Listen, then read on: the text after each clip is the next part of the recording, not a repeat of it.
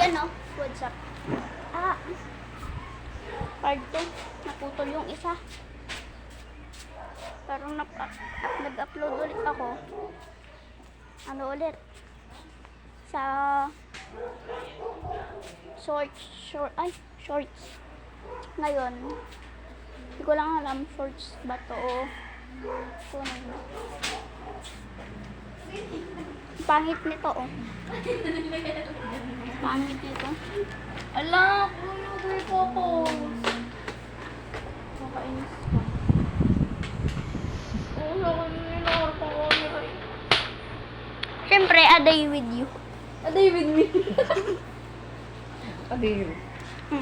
Tingnan mo naman yan. Halata.